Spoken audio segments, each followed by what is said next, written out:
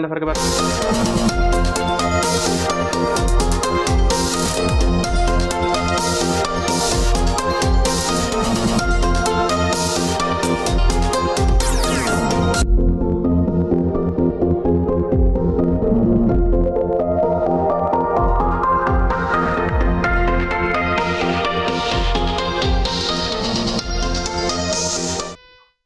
Hello everyone, जय हिंद दोस्तों। आपका स्वागत है महेंद्रास के ऑफिशियल यूट्यूब चैनल पर। बिल्कुल यार, मॉर्निंग हो चुकी है और हम आपके साथ कनेक्ट हो चुके हैं, है ना। बिल्कुल, वेरी गुड मॉर्निंग यार, वेरी गुड मॉर्निंग। आप सभी को गुड मॉर्निंग, आप सभी को गुड मॉर्निंग। फटाफट से लिंक को शेयर कर देंगे मैक्सिमम अपने फ्रेंड्स के साथ, अपने दोस्तों के साथ, जिससे मैक्सिमम एक्सपीरियंस क्या हो सके, कनेक्ट हो सके और इस सेशन का लाभ उठा सके, है ना डियर। बिल्कुल 29 ऑफ जून का करंट अफेयर लेकर मैं तैयार हूं। क्या आप भी तैयार हैं? तो चलिए शुरू करते हैं, बढ़ते हैं अपने इंस्पिरेशनल कोट की तरफ। देखते हैं आज हमारा इंस्पिरेशनल कोट क्या कहने वाला है। दैट इज,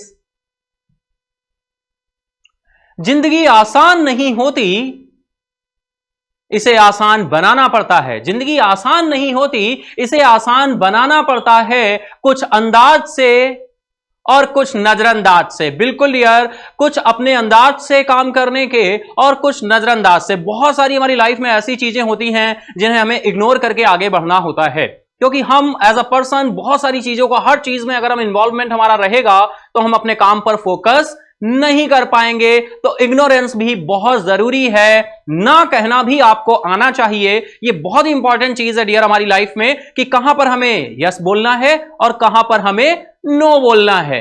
ये आपने भी एक्सपीरियंस किया होगा। जैसे जैसे आप लाइफ में आगे बढ़ोगे, बहुत सारी चीजें आपको लगेंगी, ओ मैंने यस क्यों बोल दिया, है ना, मुझे नो बोलना था। यानी नो बोलना निगेटिव नहीं होता, निगेटिव हमारी सोच होती है। हमें सोच के साथ, जरूरी नहीं कि हर चीज पॉजिटिव ही हो। आप समझ पा रहे हैं डियर। जैसे भाई, अगर हम बात करें कि सच क्या होता है, सच हमेशा सच होता है ऐसा बोला जाता है। लेकिन बहुत ही शॉर्ट पॉइंट पे मैं आपको बताऊंगा एक बहुत ही छोटी सी स्टोरी, मैं बचपन से सुनता चला आ रहा हूं कि आखिर सच क्या होता है। जैसे कोई भी एक, बचपन में एक साधु की कहानी है छोटी सी। एक साधु बैठे हुए थे और एक कसाई था और वो एक गाय के पीछे लगा हुआ था। ठीक है, वो गाय को पकड़ना चाह रहा था। साधु वहां बैठे तपस्या कर रहे थे। जब गाय निकली और फिर वो कसाई पीछे से भागते हुए आ रहा था, तो उनकी साधना जो है उस सोर्स से टूटी और उन्होंने देखा गाय किसी डायरेक्शन में चली गई। बहुत ही वहां पर जंगल टाइप था। तो कसाई ने पूछा कि साधु महाराज, क्या आपने गाय को जाते हुए देखा है? वो किस दिशा की ओर गई है? गाय गई थी जिस दिशा की ओर, उन्होंने उसकी अपोजिट डायरेक्शन बताई। तो साधु ने क्या बोला? झूठ। लेकिन क्या यह झूठ अच्छा है?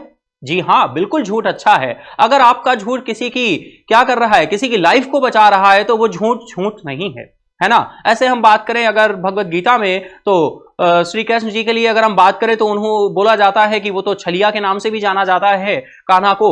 और बोला जाता है बहुत जगह ऐसा हुआ जहां पर छल हुआ या कुछ भी हुआ तो वो डियर धर्म की रक्षा के लिए हुआ है। ठीक है, वो किसके लिए हुआ है? धर्म की रक्षा के लिए हुआ है। तो बिल्कुल हमें कुछ अंदाज से और कुछ नजरअंदाज से अपनी लाइफ को आसान बनाना पड़ता है। लाइफ आसान होती नहीं है ना। जैसे मैंने एक कोट बोलते हैं, जीतने वाले कोई अलग काम नहीं करते, वो हर काम अलग ढंग से करते हैं। तो बस उसी मोटिव के साथ, उसी पॉजिटिव वाइब के साथ हमें चलना होता है। हमें अपने काम को करते हुए कहीं पर यस, कहीं पर नो, अपने डिसीजन मेकिंग जो पावर है वो हमें टाइम के साथ क्या करनी होती है? स्ट्रांग करनी होती है। ठीक है डियर। तो बिल्कुल शुरुआत हो चुकी है, मॉर्निंग हो चुकी है और मॉर्निंग हमेशा ही बहुत खुशनुमा होनी चाहिए, बहुत ही शानदार होनी चाहिए, जिससे हमारा पूरा दिन बहुत ही इंटरेस्टिंग वे में जाए, बहुत ही एनर्जी के साथ जाए और जो भी हमारे पेंडिंग वर्क्स हैं, जो भी हमारे टास्क हैं, उनको हम बहुत ही आसानी से कर सकें। ठीक है डियर। तो चलिए शुरू करते हैं, बढ़ते हैं अपने सेशन की तरफ। डियर, अगर हम बात करें, जैसा कि आप सभी जानते हैं, सेशन में हम all India radio, PIB, all India radio, business standard, the Hindu, Hindustan times, times of India and other sources से सेलेक्टेड न्यूज कलेक्ट करके कंपाइल की जाती है जो आपके एग्जाम के लिए रिलेवेंट हो। जैसा कि आप इस सेशन में जानते हैं, हम लोग पहले करंट न्यूज का डिस्कशन करते हैं। अप्रॉक्स 10 न्यूज का एक टारगेट लेकर चलते हैं। कभी हो जाता है कि न्यूज हमारी 8 से 9 भी रहती हैं, कभी 10 से ज्यादा भी हो जाती हैं।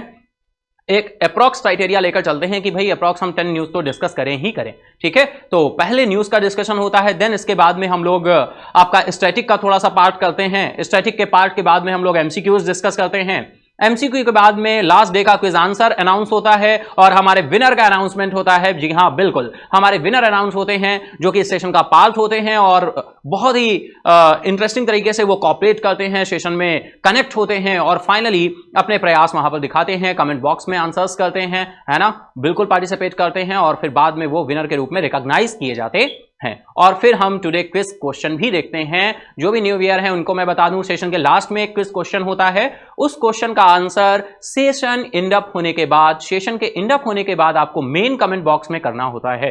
जो सही ऑप्शन के साथ, सही स्पेलिंग के साथ उसको कमेंट बॉक्स में टाइप करता है और सबसे पहले हमें रिसीव होता है वो हमारा फर्स्ट विनर होता है। जो सेकंड आता है वो second winner and third winner and that is, ऐसे ही वॉलंटियर तक हम फाइनली यहां पर रिकॉग्निशन करते हैं और नेक्स्ट डे उसका नेम अनाउंस किया जाता है। यार देखिए, विनर तो आप सभी हैं, लेकिन जब हमें एक रिकॉग्निशन मिलता है ना, थोड़ी सी कोई प्रशंसा कर देता है, थोड़ा सा बोल देता है बहुत अच्छे लगे रहो, कीप इट अप, है ना, बहुत अच्छे से तुम अपने काम करते हो, बहुत अच्छे लड़के हो, ऐसा कभी भी कोई बोल देता है, बचपन में भी कभी बोला हो, है ना, प्रशंसा हमेशा हमें क्या करती है, हमें इंस्पायर करती है, हमें मोटिवेट करती है और आगे अच्छा करने के लिए प्रोत्साहित करती है ना। तो बिल्कुल जैसा कि प्रोत्साहन के लिए मैंने बोला, कोई प्रशंसा करता है तो हम प्रोत्साहित होते हैं, ठीक उसी तरह से आपका एक लाइक मुझे भी क्या करता है, इंस्पायर करता है, मोटिवेट करता है। तो बिल्कुल अगर आपको सेशन पसंद आता है तो बिल्कुल लाइक करें और फटाफट से अपने फ्रेंड्स को लिंक शेयर कर दें, अपने दोस्तों के साथ, फ्रेंड के साथ शेयर कर दें, क्योंकि अब हम चलने वाले हैं अपनी न्यूज की तरफ और बिल्कुल न्यूज पर फोकस करते हुए आगे बढ़ेंगे। तो चलिए चलते हैं अपनी फर्स्ट न्यूज की तरफ, देखते हैं क्या न्यूज रहने वाली है और कौन सी इंपॉर्टेंट न्यूज आज हम देखने वाले हैं। तो that is first news. First news आ रही है भाई, बिल्कुल हम बात कर रहे हैं अनुराग ठाकुर जी की। अनुराग ठाकुर जी ने क्या किया है, फ्लैग ऑफ किया है Bharat in Paris. Bharat in Paris क्या है डियर, ये फ्लैग ऑफ किया गया है, एक कैंपेन है, ये कैंपेन है पेरिस ओलंपिक जो होने हैं उसके लिए इंस्पायर करने के लिए। देखिए ये भी इंस्पायर करने के लिए ये कैंपेन है ना। जैसे हम लोग क्या करते हैं, जैसे आप सभी को पता होगा आपकी ब्रांचेस में ठीक एग्जाम से पहले एक प्रिपरेटरी एग्जाम होता है। प्रिपरेटरी एग्जाम क्यों होता है, जस्ट लाइक एग्जाम का माहौल आपको देता है और आपको बिल्कुल ऐसा फील होता है जैसे आप एग्जाम देने ही जा रहे हों, यानी एग्जाम से पहले की प्रैक्टिस ही कहलाती है क्या, प्रिपरेटरी एग्जाम, जो कि आपकी ब्रांचेस में रन कराए जाते हैं। वो इसी वजह से होते हैं जैसे आप अपने एग्जाम में जाते टाइम बिल्कुल भी डिप्रेस फील ना करें, एनर्जी से भरे हुए हों, कॉन्फिडेंस हो, है ना, कॉन्फिडेंट हो और फाइनली अच्छे से अपने एग्जाम को कर पाए। डर सबको लगता है, लेकिन डर के आगे क्या है जी, बिल्कुल एग्जाम जब 2 से 3 मिनट स्टार्ट होता है तो फाइनली बहुत ज्यादा हार्ट बीट बढ़ जाती है, क्वेश्चंस आते हैं क्या होने वाला है आगे, जैसे जैसे हम कोलैप्स करते हैं वैसे वैसे हम फिर एग्जाम कब टाइम गुजर जाता हमें पता भी नहीं चलता और हम परफॉर्म कर रहे होते हैं। तो बस उसी के स्टार्ट के 1-2 मिनट की केवल बात होती है। अगर 1-2 मिनट हमारे बहुत अच्छे से एग्जाम में स्टार्टिंग के टाइम पे निकल गए तो फिर हमारा एग्जाम ऑन एन एवरेज अच्छा ही जाने वाला है। अगर स्टार्टिंग में ही हम हौच पौच हो गए, अरे ये क्या आ गया, ये तो मैंने देखा नहीं, ये क्या हो गया, है ना, तो इस वजह से हम अनप्रिपेयर्डनेस हमारी दिखती है, हमारी पहले से की गई तैयारी क्या दिखती है, उसमें कमी दिखती है। तो यही तैयारी हो रही है पेरिस ओलंपिक की जो कि 2024 में होने हैं। उसके लिए यहां पर अनुराग ठाकुर जी ने क्या किया है, फ्लैग ऑफ किया है और भारत इन पेरिस इस कैंपेन का नाम दिया है। और ये फ्लैग ऑफ कहां पर किया गया है डियर, तो बिल्कुल जवाहरलाल नेहरू स्टेडियम न्यू दिल्ली में ये फ्लैग ऑफ किया गया है। यूनियन मिनिस्टर अनुराग ठाकुर जी के द्वारा नई दिल्ली में जवाहरलाल नेहरू स्टेडियम में भारत इन पेरिस अभियान को हरी झंडी दिखाई गई है। तो ये पॉइंट हमारे लिए इंपॉर्टेंट होगा। और बिल्कुल देखिए आपको पीटी उषा जी दिख रही हैं, है ना, पीटी उषा जी दिख रही हैं पिक्चर्स में, अनुराग ठाकुर जी दिख रहे हैं। तो चलिए देखते हैं कैसे हम पॉइंट्स को कनेक्ट करेंगे। और जो भी न्यू ईयर है बिल्कुल आप डियर बिल्कुल कनेक्ट रहें, सेशन में लास्ट तक कनेक्ट रहें और फाइनली देखें कि किस अप्रोच के साथ हम न्यूज को डिस्कस करते हैं, एमसीक्यू को करते हैं और फाइनल किस तरह से हम कनेक्ट रहकर न्यूज को कनेक्ट करते हैं। और थ्योरी के पार्ट पर आपको परेशान होने की जरूरत नहीं है, बस करना इतना है, एक नोटबुक लेकर बैठ जाइए, एक डायरी लेकर बैठ जाइए, पेन पेंसिल लेकर बैठ जाइए और जो भी न्यूज जैसे मैं फिगर के फॉर्मेट में क्रिएट करता हूं ठीक उसी तरह से कनेक्ट करते चलिए। आपको थ्योरी का पार्ट नहीं लिखना है, क्योंकि ऑन एन एवरेज अगर हम बात करें डियर तो इस सेशन का अगर हम पूरे पेजेस की बात करें या पीडीएफ की बात करें तो अप्रॉक्स 75 पेजेस की आपको पीडीएफ मिलेगी। और 75 पेजेस अगर आप थ्योरी के पार्ट पर लिखोगे तो बहुत ज्यादा टाइम आपका यहां पर क्या होगा, जाएगा। और वो टाइम यहां पर जाना नहीं चाहिए, वो टाइम आपका किसी अदर सब्जेक्ट में जाना चाहिए। तो बिल्कुल सेशन के साथ ही आप अगर पॉइंट्स के साथ कनेक्ट करते चलेंगे तो आपको ये सारा थ्योरी का पार्ट ऐड नहीं करना होगा, है ना। हम बहुत ही शॉर्ट में न्यूज को कनेक्ट करते हुए चलते हैं, थ्योरी के पार्ट को आपको राइट डाउन नहीं करना है। देखिए मैं कैसे लिखता हूं, आपको उसी तरह से कनेक्ट करना है, ठीक है। तो भारत इन पेरिस, ये फ्लैग ऑफ किया गया है, भारत इन पेरिस कैंपेन है। तो चलिए शुरू करते हैं, बढ़ते हैं अपनी नेक्स्ट स्लाइड की तरफ। तो डियर सबसे पहले भाई हमने यहां पर क्या लिखा, पहले तो हमें पेन लेना होगा, बिल्कुल जी हाँ, ठीक है। तो हमने लिया पेन और यहां पर लिखा क्या, अनुराग ठाकुर जी, अनुराग ठाकुर यूनियन मिनिस्टर है हमारे, union sports minister, union sports minister. Then arrow, Bharat in Paris campaign, Bharat in Paris campaign है जो कि शुरू किया गया है, इसको फ्लैग्ड ऑफ किया गया है, Bharat in Paris flagged of. और ये फ्लैग ऑफ डियर कहां हुआ है, Jawaharlal Nehru stadium,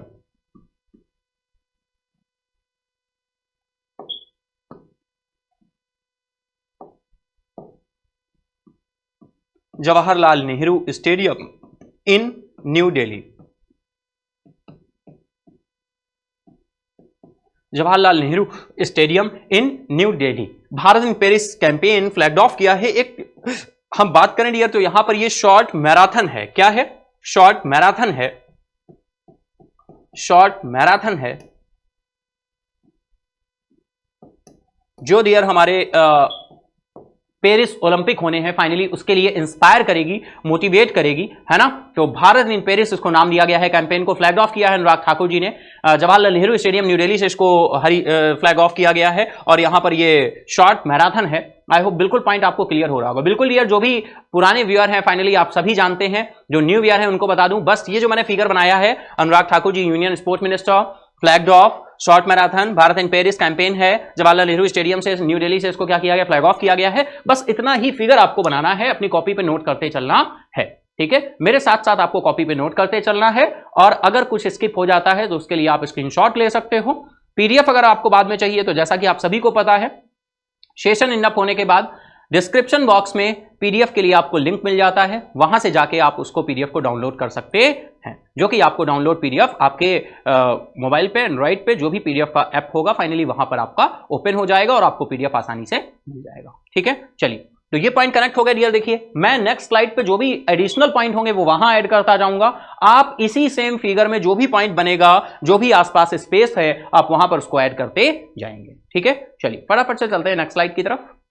next slide में देखिए क्या बोल रहे हैं, the Indian Olympic association has launched the Bharat in Paris. भाई इसको लॉन्च किसके द्वारा किया गया है, इंडियन ओलंपिक एसोसिएशन के द्वारा, Indian Olympic association, Indian Olympic association के द्वारा लॉन्चिंग की गई है, लॉन्च्ड इंडियन ओलंपिक एसोसिएशन। लेकिन फ्लैग ऑफ किसने किया है, अनुराग ठाकुर जी ने किया है, जो कि हमारे क्या हैं, स्पोर्ट मिनिस्टर हैं, भारत इन पेरिस, ठीक है। तो ऐसे बहुत सारे फिगर्स बन जाते हैं, लेकिन आप फाइनली वहीं पर ये कनेक्ट कर लीजिएगा, किसके द्वारा इसको लॉन्च किया गया है, इंडियन ओलंपिक एसोसिएशन के द्वारा लॉन्च किया गया है। टू क्रिएट अवेयरनेस, किस लिए लॉन्च किया गया, जैसा मैंने पहले बताया, अवेयरनेस के लिए, and promote sport across the India ahead in Paris Olympic game. जो पेरिस ओलंपिक गेम होने वाले हैं उनके लिए अवेयरनेस के लिए, उनके लिए इनोवेट करने के लिए, है ना, इंस्पायर करने के लिए फाइनली ये कैंपेन शुरू किया गया है, जिससे ज्यादा से ज्यादा मेडल्स हम जीत कर ला सकें, किसमें, पेरिस ओलंपिक 2024 में, ठीक है।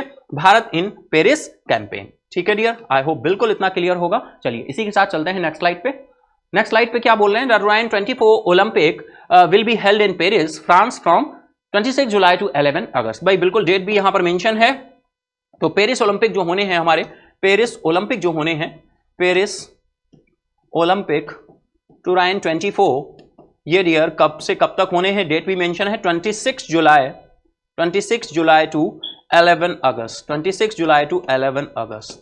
तो डियर देखिए ओलंपिक लास्ट ईयर है, लेकिन प्रिपरेशन अभी से चल रही है, ठीक है। तो बिल्कुल भी ये मत सोचे कि अभी तो मेरा ग्रेजुएशन कंप्लीट नहीं हुआ है ना, टाइम जाते समय नहीं लगता, टाइम जाते समय नहीं लगता। इस वजह से आपको अपनी प्रिपरेशन को बिल्कुल पीक पर रखना है, ऑन एन एवरेज से हाई रखना है, जिससे आप अच्छा परफॉर्म कर सकें और चीजों को सीख सकें। समय रहते चीजों को सीखना बहुत जरूरी होता है। ठीक है डियर। तो 26 जुलाई से 11 अगस्त तक ये ओलंपिक होने में है, पेरिस में होंगे, 2024 में होंगे, है ना। आई होप बिल्कुल आप कनेक्ट कर पा रहे होंगे। हम लोग चलते हैं नेक्स्ट बात करें, the name of Paris Olympic 2024 mascot dear, इसका क्या है, बहुत इंपॉर्टेंट रहता है। किसी भी ओलंपिक या किसी भी गेम की हम बात करें, उसका मैस्केट बहुत इंपॉर्टेंट होता है ना। चाहे वो नेशनल गेम हो या फिर वो नेशनल वर्ल्ड लेवल पर कोई गेम हो, ओलंपिक हो, कॉमनवेल्थ हो, एशियन गेम्स हो, कोई भी गेम्स हो।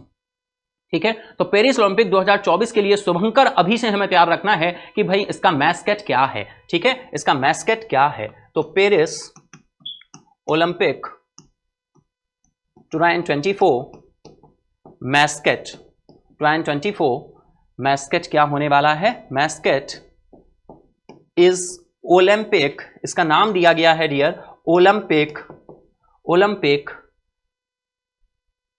फ्रीज। ठीक है, PHRYGE, ध्यान रखिएगा, ओलंपिक फ्रीज ये आपका इसका मैस्केट है, ओलंपिक फ्रीज। ठीक है, ओलंपिक फ्रीज ये मैस्केट है डियर, बिल्कुल इसका नाम ध्यान रखिएगा, है ना। Games wide open is the official slogan. Official slogan क्या रखा गया है ओलंपिक का। ऑफिशियल स्लोगन जो है वो है games wide open. Games wide open ये ऑफिशियल स्लोगन है पेरिस ओलंपिक 2024 का। आई होप इतने पॉइंट आपको क्लियर हो रहे होंगे। जो भी देखिए मैंने ये सारे पॉइंट ऐड किए हैं, आप वहीं फर्स्ट पेज पर जो मैंने ये फिगर बनाया था, कौन सा रहा, अरे ये रहा, इसी फिगर में आप ये पॉइंट ऐड ऑन करते जाएंगे। थ्योरी के पार्ट पे लिखेंगे तो आप खुद समझ पा रहे हैं, बहुत ज्यादा टाइम लगेगा। ठीक है ना डियर, इतना क्लियर है आप सभी को। चलिए फटाफट से हम लोग चलते हैं, क्योंकि न्यूज बहुत इंपॉर्टेंट है और फाइनली हमें स्पीड के साथ थोड़ा चलना होगा, जिससे हम न्यूज को, ऑल ओवर न्यूज को क्लियर कर पाएं और कवर कर पाएं। ठीक है, तो आई होप बिल्कुल इतना क्लियर है। गेम्स वाइड ओपन यहां पर ये ऑफिशियल स्लोगन है, किसका है, ओलंपिक पेरिस ओलंपिक 2024 का है। मैस्केट ओलंपिक फ्रीज है। ठीक है, और ये जो ओलंपिक फ्रीज, इसका ये जो मैस्केट है डियर, ये फ्रीजियन कैप पर आधारित है। किस पर आधारित है, फ्रीजियन कैप पर आधारित है। चलिए नेक्स्ट न्यूज आ रही है, बिल्कुल आरबीआई से निकल कर आ रही है भाई। आरबीआई की बात करें तो करंट अकाउंट डेफिसिट नैरोड हुआ है, $1.3 बिलियन पर आया है ये। 0.2% जो अगर हम बात करें तो ये क्या हुआ है जीडीपी का, जनवरी टू मार्च क्वार्टर में क्या हुआ है आपका, ये $1.3 बिलियन या जीडीपी का 0.2% क्या हो गया है, रिड्यूस हो गया है, कम हो गया है। कितना रिड्यूस हुआ है, 0.2% यहां पर रिडक्शन देखने को मिला है। किसमें, कैड में। कैड क्या होता है, करंट अकाउंट डेफिसिट। यानी डियर बात किसकी हो रही है, फॉरेन ट्रेड अकाउंट की, फॉरेन ट्रेड की बात हो रही है, फॉरेन ट्रेड अकाउंट की बात हो रही है। तो वहां पर करंट अकाउंट डेफिसिट होता है, जिसे हम चालू खाता घाटा बोलते हैं। यहां पर दो तरह के अकाउंट हमें देखने को मिलते हैं। एक होता है कैपिटल अकाउंट, जिससे हम बीओपी यानी बैलेंस ऑफ पेमेंट को बैलेंस करते हैं, है ना। करंट अकाउंट, कैपिटल अकाउंट से हम बैलेंस करते हैं, और करंट अकाउंट में हमारे करंट सिनेरियोज दिख रहे होते हैं। ठीक है, तो उसी पे जो करंट अकाउंट डेफिसिट आता है वही कैड कहलाता है, करंट अकाउंट डेफिसिट। तो चालू खाता घाटा $1.3 बिलियन, जीडीपी का 0.2% क्या हो गया है, रिड्यूस हो गया है। क्या पॉइंट और फैक्ट बनेंगे, चलिए कनेक्ट करते हैं, देखते हैं। फर्स्ट इज, तो भाई फिस्कल 2022 एंड 23 की बात हो रही है, तो हम यहां पर डायरेक्टली लिखेंगे FY23, है ना। फाइनेंशियल ईयर FY23 की बात करें अगर हम, द करंट अकाउंट बैलेंस जो है, करंट अकाउंट बैलेंस जो है वो recorded a deficit of 2% of GDP compared to a deficit of 1.2% in 2021 and 22, as the trade deficit widened to $265.3 billion from $189.5 billion a year ago। अगर dear हम बात करें, चालू खाता जो है ये सकल घरेलू उत्पाद का 2% घाटा दर्ज किया गया है। कितना, जीडीपी का कितने परसेंट दर्ज किया गया है, 2% ऑफ जीडीपी। ठीक है, 2% ऑफ जीडीपी। जबकि अगर हम बात करें FY22 की डियर हम बात करें तो FY22 में ये घाटा कितना हुआ था, 1.2% ऑफ जीडीपी था। कितना था, 1.2% ऑफ जीडीपी था। ठीक है, व्यापार घाटा एक साल पहले जो था डियर वो कितना था, वो 189.5 $189.5 बिलियन था। है ना, 189.5 बिलियन डॉलर था। लेकिन अब अगर हम प्रेजेंट टाइम बात करें तो ये बढ़कर कितना हो गया है, 265.3 बिलियन डॉलर। अब आप बोल रहे होंगे सर ये क्या अमाउंट हमें ध्यान रखना है? जी हाँ, बिल्कुल आपको ये अमाउंट ध्यान रखना है, डायरेक्टली एग्जाम का पार्ट बनता है कि बताइए अभी FY23 में आरबीआई की एक रिपोर्ट आई, आरबीआई ने फाइनली इसको अपने फिस्कल डेफिसिट को, करंट अकाउंट डेफिसिट को कितना किया है, रिकॉर्ड किया है, तो 265.3 बिलियन डॉलर ये हो गया है बढ़कर, और टोटल ये जीडीपी का कितना है, 2% ऑफ जीडीपी। ठीक है, 2% ऑफ जीडीपी, जैसा हमने यहां पर फर्स्ट पेज पर आपका देखा। जनवरी मार्च तिमाही में भारत का चालू घाटा जो है 1.3 बिलियन डॉलर या जीडीपी का 0.2% क्या हुआ है, कम हुआ है फाइनली। और ये कैसा कहां से हमें पता चला है, according to RBI report, according to RBI report. ठीक है, अकॉर्डिंग टू आरबीआई। ठीक है डियर, तो ये अमाउंट और ये पॉइंट हमको ध्यान रखना होगा। एक ये पॉइंट आपको ध्यान रखना है, दूसरा आपको ये पॉइंट ध्यान रखना है। ठीक है, चलिए कुछ और पॉइंट हैं जो आगे ऐड हो रहे हैं, उनको भी हम देखते चलते हैं। The balance of payment figures of FY23 reveal that the net FDI inflow की बात करें तो ये 28 billion dollar at lower than 38.6 billion dollar. अगर लास्ट ईयर बात करें डियर, FY22 की बात करें तो FY22 में जो हमारा नेट FDI इनफ्लो था, नेट FDI इनफ्लो समझ रहे हो ना, कंट्री में आ रहा है FDI इनफ्लो, जो इनफ्लो था वो कितना था, 38.6 बिलियन डॉलर था। ठीक है, बिलियन डॉलर था। बिल्कुल अभी मैं उस बात पर आता हूं। आप सोच रहे होंगे सर आपने FDI तो बताया ही नहीं क्या है। बिल्कुल अभी मैं बताता हूं, जस्ट, है ना, जस्ट आप वेट करिए जस्ट अ मिनट। फिर अगर हम बात करें FY23 की तो डियर ये नेट आपका FDI इनफ्लो अब कितना हो गया है, ये नेट FDI इनफ्लो अब निकलकर हो गया है 28 बिलियन डॉलर हो गया है। तो आप देख पा रहे हो ये रिड्यूस हो गया है। क्या हो गया है, रिड्यूस हो गया है। तो आपको ये अमाउंट बिल्कुल ध्यान रखना होगा, है ना, ये अमाउंट आपको ध्यान रखना होगा कि ये 38.6 बिलियन डॉलर था पहले नेट FDI इनफ्लो, और यही अब net FDI inflow 28 billion dollar हो गया है ना। अब आते हैं FDI क्या है डियर। बिल्कुल जिनको पता है बहुत अच्छी बात है, जिनको नहीं पता मैं उनको बता दूं, FDI और FII ये दो टर्म होते हैं डियर। एक होता है FDI और FII, ये दोनों क्या होते हैं भाई, हम फॉरेन कंट्री से अगर कोई इन्वेस्टमेंट आ रहा है तो इन्वेस्टमेंट वो देयर आर टू टाइप्स, दो तरीके से इन्वेस्टमेंट हमारी कंट्री में इन कर सकता है, इंटर कर सकता है, या तो वो FDI के थ्रू आएगा या फिर वो FII के थ्रू आएगा। ठीक है, अगर हमारी कंट्री से कोई इन्वेस्टमेंट बाहर जा भी रहा है तो वो भी दो ही तरीके से जाएगा, या तो FDI से जाएगा या फिर FII से जाएगा। ठीक है, तो कंट्री में कुछ भी FDI अगर इन कर रहा है तो वो भी FDI से, कंट्री से कुछ आउट हो रहा जा रहा है तो वो भी FDI से। ठीक है डियर, देखिए यहां पर FDI एंड FII दो तरीके होते हैं कंट्री से इन्वेस्टमेंट बाहर जाने के, और कंट्री में इन्वेस्टमेंट इंटर करने के भी दो ही तरीके होते हैं। अब जब दोनों तरीके हैं तो आप बोलेंगे सर दोनों में डिफरेंस क्या है। डियर डिफरेंस बहुत ही माइन्यूट सा है। जो FDI होता है ये बेसिकली लॉन्ग टर्म देखने को मिलता है, लेकिन शॉर्ट भी होता है, शॉर्ट भी होता है। और जो FII होता है ये ओनली ऑन शॉर्ट टर्म होता है, ओनली ऑन शॉर्ट टर्म होता है। FDI stands for foreign direct investment, foreign direct investment, और FII that is foreign institutional investment, foreign institutional investment, विदेशी संस्थागत निवेश। फॉरेन इंस्टीट्यूशनल इन्वेस्टमेंट क्या बोलते हैं, विदेशी संस्थागत निवेश। फॉरेन डायरेक्ट इन्वेस्टमेंट क्या बोलते हैं, विदेशी प्रत्यक्ष निवेश। ठीक है dear, long term short term का मतलब बहुत ही सिंपल है। लॉन्ग टर्म का मतलब है more than 1 year, more than 1 year, और शॉर्ट टर्म का मतलब है less than 1 year, less than 1 year. Dear FDI basically ये लॉन्ग टर्म प्रोजेक्ट्स के लिए होता है, जैसे metro project, bullet train project.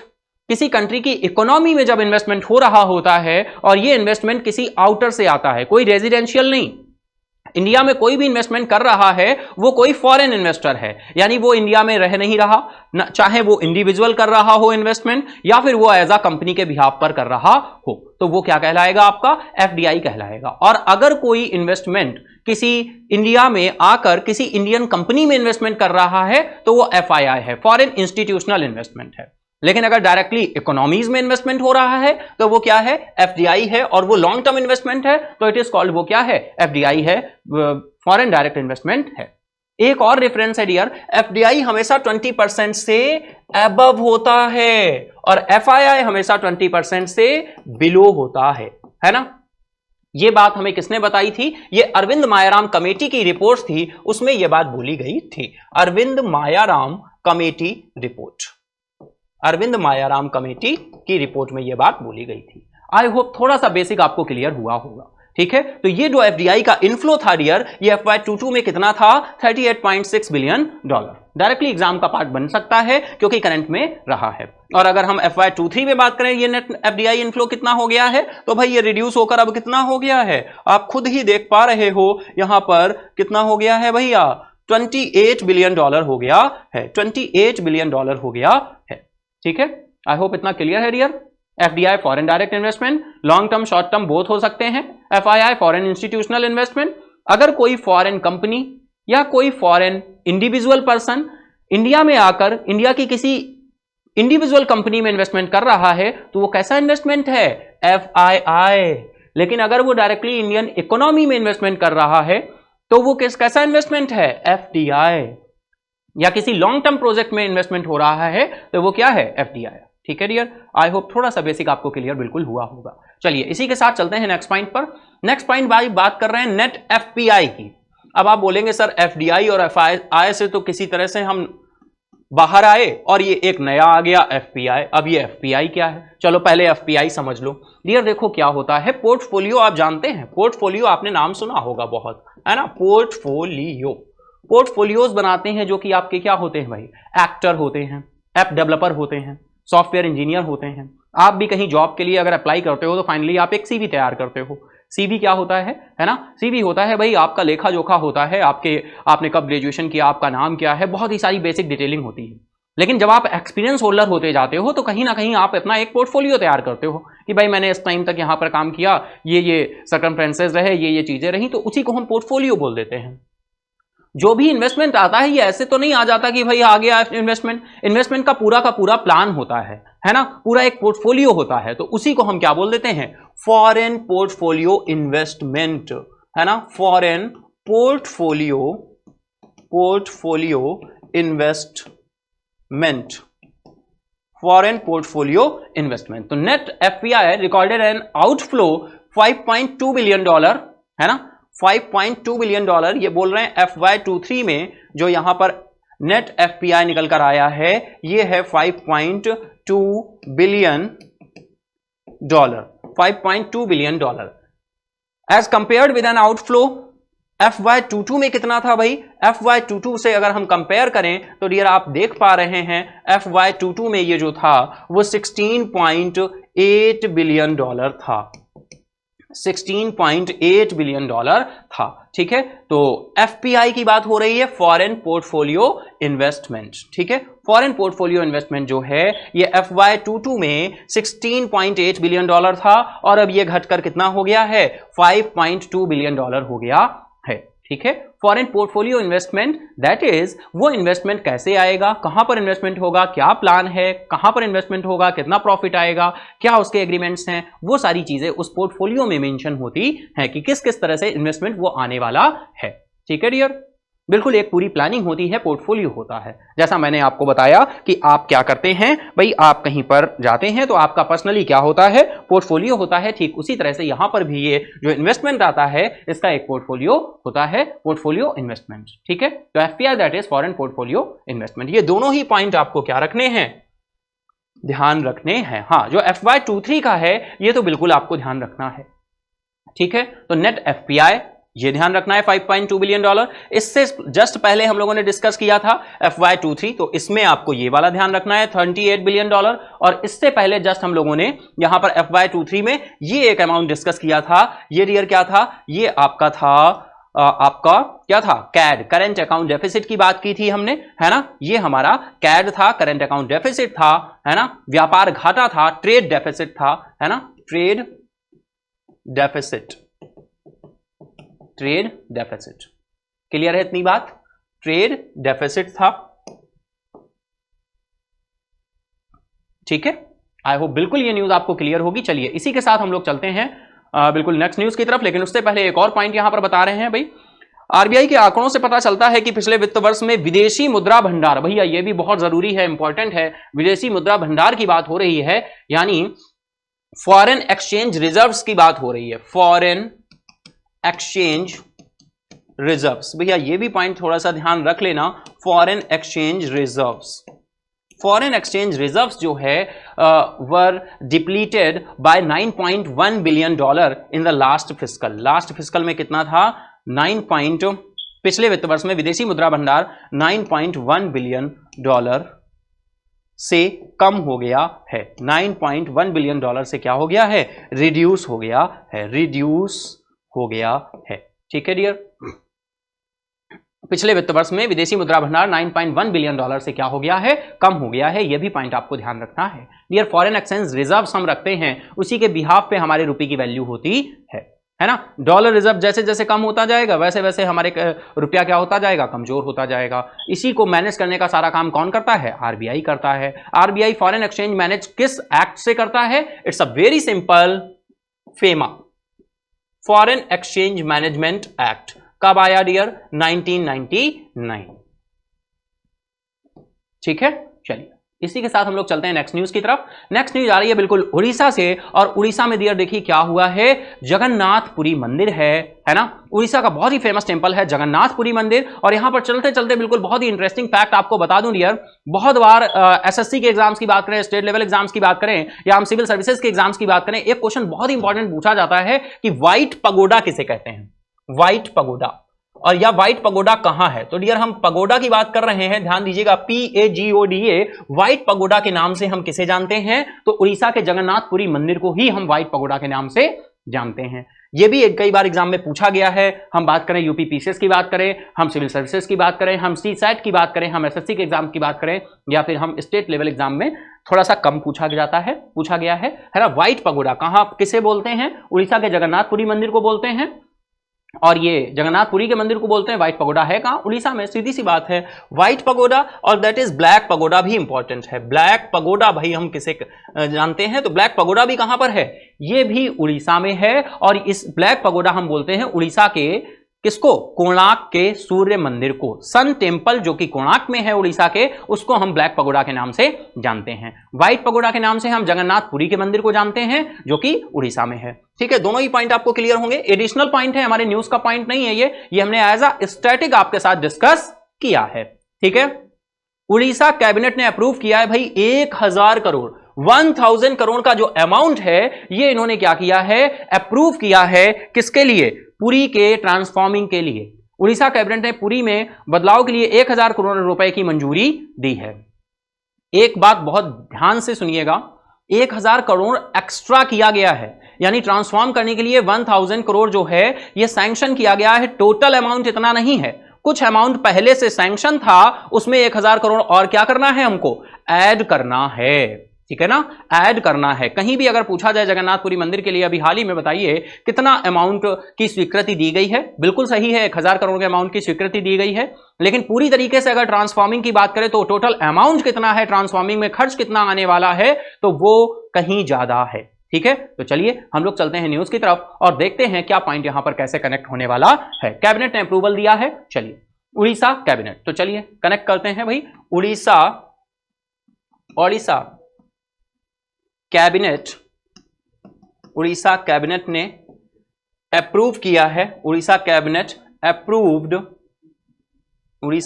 Approved 1000 crore, 1000 crore approve किया है, किसके लिए, पुरी टेंपल के लिए। किसके लिए भाई, पुरी टेंपल के लिए। 1 सेकेंड इज पुरी टेंपल के ट्रांसफॉर्मिंग के लिए, पूरी टेम्पल के ट्रांसफॉर्मिंग के लिए, ट्रांसफॉर्मिंग,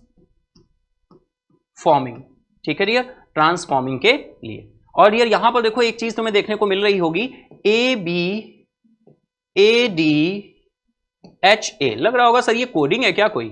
नहीं डियर, ये कोडिंग नहीं है, ये योजना है ना, ये योजना है ABADHA, जो कि हमें अभी आगे देखने को मिलेगी, है ना। तो ये आपका 1000 करोड़ का एक्स्ट्रा अमाउंट दिया गया। अब राज्य सरकार ने टोटल जो राशि है वो बढ़ाकर कितनी कर दी है, तो अब आपको यहां पर अमाउंट दिख रहा होगा 1000 एडिशनल अमाउंट किया है, यानी टोटल अमाउंट जो निकलकर अब हो गया वो कितना हो गया, 4224.22 CR, 4224.22 करोड़ हो गया है। पहले ये अमाउंट कितना था, ये अमाउंट 3200 करोड़ के आसपास था। अब 1000 क्या हो गया, यहां पर ऐड हो गया है, ठीक है डियर। चलिए फटाफट से देखते हैं, आगे पॉइंट कनेक्ट करते हैं, है ना। नेक्स्ट इज इन 2019 की बात करें, उड़ीसा गवर्नमेंट अलॉटेड 32, देखिए अभी हमने बोला था 3200 करोड़ यहां पर पहले अमाउंट था और 1000 करोड़ ऐड कर दिया तो कितना हो गया, 4228, है ना, 4224, सॉरी अमाउंट हमें ध्यान रखना है 4224, ठीक है, अप्रॉक्स में ध्यान रखेंगे 22 CR, ये अमाउंट अब यहां पर इंक्रीज होकर हो गया है और पहले ये कितना था, 3208 करोड़ था, ठीक है। अंडर द जो अभी हमने देखा था ABADHA, तो डियर फुल फॉर्म देखिए क्या निकल कर आ रहा है, इसीलिए हाईलाइटेड है, फाइनली आप बहुत ही आसानी से इसको ध्यान रख सकते हैं, है ना। फिर से मैं यहां पर राइट डाउन नहीं करूंगा, लिखूंगा नहीं, है ना।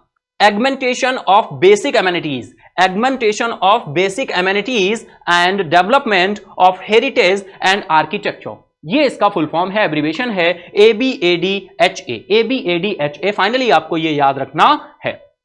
ABADHA scheme in 3 years to transform Puri into a World Heritage City, जिससे इसको World Heritage City बनाया जा सके। क्या बनाया जा सके, World Heritage City बनाया जा सके, किसको, पुरी को, है ना, किसको, पुरी को, ठीक है। तो ABADHA का फुल फॉर्म डियर एब्रिविएशन, एक ये पॉइंट ध्यान रखना है, ये आपको 3 इयर्स के लिए है, ये ध्यान रखना है। पहले जो अमाउंट था वो ये था, अब 1000 करोड़ यहां पर ऐड हो गया है ना। आई होप बिल्कुल इतने पॉइंट्स आपको क्लियर हो रहे होंगे। चलिए फटाफट से चलते हैं हम लोग नेक्स्ट पॉइंट पे। नेक्स्ट पॉइंट देखिए निकल कर आ रहा है, यहां पर बात हो रही है स्टेट कैबिनेट की, उड़ीसा के स्टेट कैबिनेट की अप्रूव्ड प्रोजेक्टेड आउटले मुख्यमंत्री संपूर्ण पुष्टि योजना, एक और स्कीम निकल कर आ रही है जो इसी के साथ ये अनाउंसमेंट हुआ और इसी के साथ एक और अनाउंसमेंट हुआ, तो वो भी हमें ध्यान रखना है भाई। दूसरा अनाउंसमेंट क्या है ये भी हम ध्यान से देख लेते हैं। तो जो दूसरा अनाउंसमेंट है वो है मुख्यमंत्री संपूर्ण पुष्टि योजना, मुख्यमंत्री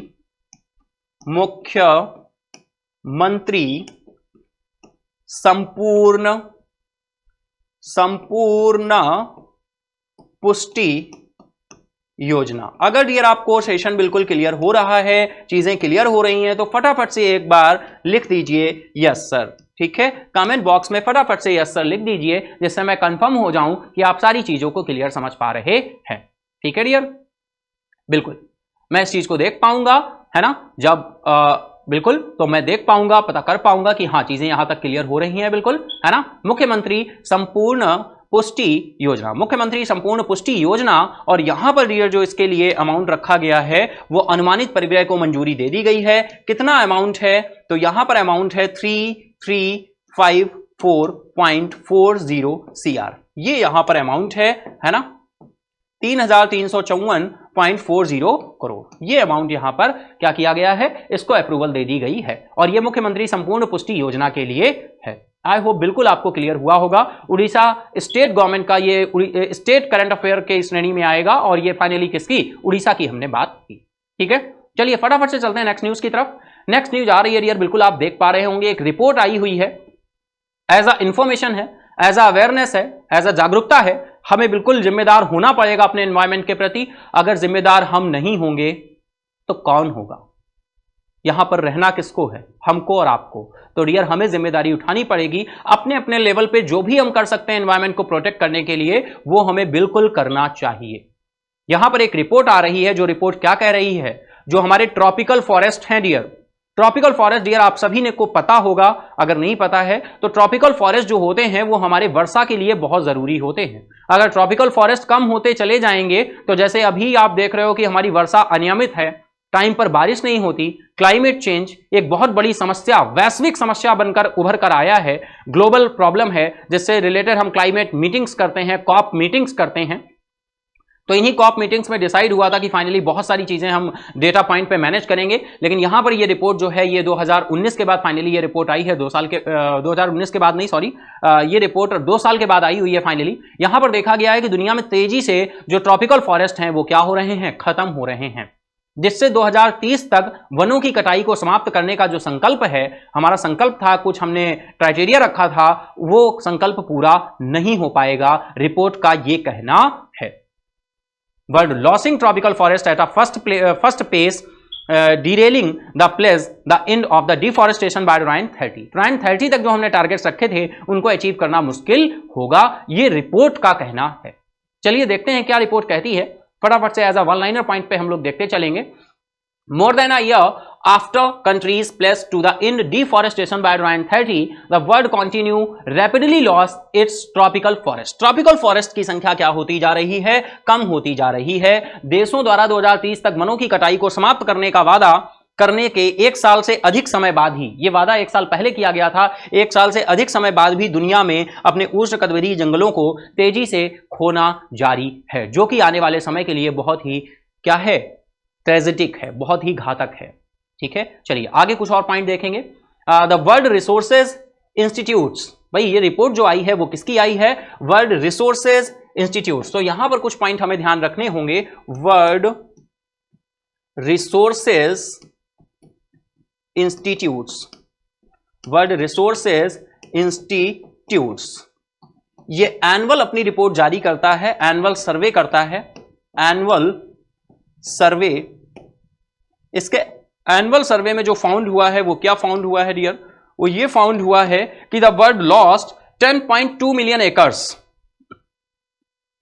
10.2 million acres, 10.2 million acres rain forest last a year.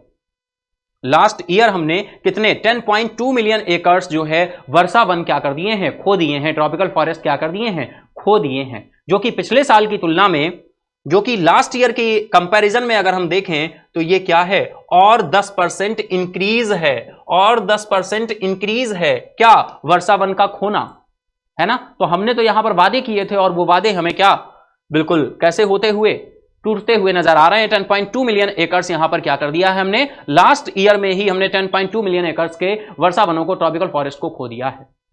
Dear अगर हम सीसैट की बात करें, सिविल सर्विसेज की बात करें, या हम यूपीपीसीएस की बात करें, या अदर पीसीएस लेवल के स्टेट लेवल एग्जाम्स की बात करें, तो डियर वहां पर ये पॉइंट आपका पूछा जा सकता है कि लास्ट ईयर अभी एक रिपोर्ट आई वर्ल्ड रिसोर्सेज इंस्टीट्यूट्स की, उन्होंने कितना अमाउंट बोला है, जो कि हमने कितना यहां पर बोला गया है, फिगर क्या है, 10.2 मिलियन एकर्स है, जो कि हमने ट्रॉपिकल फॉरेस्ट को क्या कर दिया है, रिड्यूस कर दिया है, खो दिया है। जब आंसर राइटिंग करते हैं तो वहां पर भी इस तरह के पॉइंट बहुत ही इंपॉर्टेंट होते हैं, जो भी रिसेंटली रिपोर्ट्स आई होती हैं वहां के डेटा पॉइंट और फैक्ट्स आपको मेंशन करने होते हैं, और अगर आप ये मेंशन करते हैं तो आपके लिए बहुत ही फ्रूटफुल होता है और मार्क्स आपको बहुत ही अच्छे तरीके से वहां पर देखने को मिलते हैं। तो पिछले साल की तुलना में 10% की ये क्या है, वृद्धि है। किसमें वृद्धि है, ट्रॉपिकल फॉरेस्ट को खोने की वृद्धि है, ट्रॉपिकल फॉरेस्ट के रिड्यूस होने की वृद्धि है, ट्रॉपिकल फॉरेस्ट के रिड्यूस होने की वृद्धि है। ठीक है डियर, आई होप बिल्कुल आप समझ पा रहे होंगे, आप भी समझ रहे हैं, है ना। चलिए चलते हैं इसी के साथ नेक्स्ट स्लाइड पे। नेक्स्ट स्लाइड पे देखिए क्या पॉइंट निकल कर आ रहा है, this is the first assessment, ये first assessment full year since November 2021, यानी लास्ट ये जो असेसमेंट हुआ था ये कब हुआ था डियर, ये नवंबर 2021 में हुआ था, जो मैं आपको बाय डिफॉल्ट 2019 बता रहा था, है ना। मैंने फिर अपने आप को सही किया कि नवंबर 2021, है ना, 2019 नहीं है, नवंबर 2021 में व्हेन 145 कंट्रीज ने प्लेज ली थी। ये कितने कंट्रीज थे डियर शामिल थे यहां पर, 145 कंट्रीज थे, 145 countries to halt forest loss by the end of the decade at a global climate summit in Glasgow। Glasgow में जो ग्लोबल समिट हुई डियर, उसमें फाइनली ये 145 देशों ने ग्लासगो में एक वैश्विक जलवायु शिखर सम्मेलन में, ग्लासगो ग्लोबल क्लाइमेट समिट में, Glasgow global climate summit, Glasgow global climate summit में फाइनली यहां पर क्या किया गया, 145 कंट्रीज ने ये प्लेज ली थी। कितनी कंट्रीज ने? 145 कंट्रीज ने 145 कंट्रीज ने ये प्लेज ली थी, है ना। नवंबर 2021 में फाइनली ये रिपोर्ट आई थी और उसके बाद अब ये रिपोर्ट हमें देखने को मिल रही है। ठीक है, चलिए फटाफट से चलते हैं नेक्स्ट बिल्कुल यार नेक्स्ट न्यूज हमारी आ रही है GC iodine 23 index. GC iodine 23 index dear, अगर हम बात करें ग्लोबल कॉम्पिटेटिव इंडेक्स 2023 की बात हो रही है, वैश्विक प्रतिस्पर्धा सूचकांक। बहुत सारे पॉइंट यहां पर निकल कर आएंगे। अगर हम बात करें डियर यहां पर इंडिया की, तो इंडिया बिल्कुल और बिल्कुल बिल्कुल किस प्लेस पर आया है? 14th रैंक है इंडिया की ग्लोबल कॉम्पिटेटिव इंडेक्स में। कितनी रैंक है इंडिया की? 14। ठीक है, इंडिया की रैंक कितनी है? 14। लास्ट ईयर रैंक कितनी थी डियर? 43rd रैंक थी। ठीक है, तो ये तो हमें इंडिया के बारे में बिल्कुल पॉइंट पता चल गया। 3 रैंक्स का हमने इजाफा किया है, 3 स्पॉट का हमने क्या किया है? इजाफा किया है। ठीक है, क्या पॉइंट बनेंगे, क्या फैक्ट बनेंगे? चलिए फटाफट से चलते हैं और देख लेते हैं ग्लोबल कॉम्पिटेटिवनेस इंडेक्स 2023 में। फर्स्ट इज देखिए यहां पर सारी चीजें मेंशन है। विश्व प्रतिस्पर्धा सूचकांक में भारत की रैंकिंग 2022 में अगर हम बात करें तो ओवरऑल रैंकिंग 37 थी और अब ये 40 हो गई है डियर, है ना। तो ओवरऑल भाई 43 नहीं है यहां पर, आई होप बिल्कुल आप करिएगा। यहां पर 37 था, 3 अंकों का इजाफा जरूर है फाइनली, है ना। 14 प्लेस पर है। ओवरऑल रैंकिंग ही आपको याद रखनी है डियर, ये अलग अदर रैंकिंग आपको याद नहीं रखनी। एज अ इंफॉर्मेशन बस दे दी गई है ना, एज अ इंफॉर्मेशन दे दी गई है। आर्थिक प्रदर्शन 28 है, 33 है ना। अगर आंसर राइटिंग या सिविल सर्विसेज वगैरह की प्रिपरेशन आप कर रहे हैं तो फाइनल तब ये पॉइंट आपको ध्यान रखने हैं। लेकिन वैसे अगर नॉर्मल आप banking, SSC, railway and other one day exams की हम बात करें तो डियर फाइनली आपको केवल ओवरऑल रैंकिंग ध्यान रखनी है 40। ठीक है डियर, तो ग्लोबल कॉम्पिटेटिवनेस इंडेक्स की बात हो रही है। चलिए फटाफट से देखते हैं कुछ और पॉइंट क्या बनने वाले हैं, तो बिल्कुल हम उनको भी यहां पर देखने वाले हैं। चलिए next is the 2023 global competitiveness index published by the, भाई पब्लिश इसको कौन करता है? IMD करता है। IMD के द्वारा पब्लिश की गई है। IMD पब्लिश्ड ग्लोबल कॉम्पिटेटिवनेस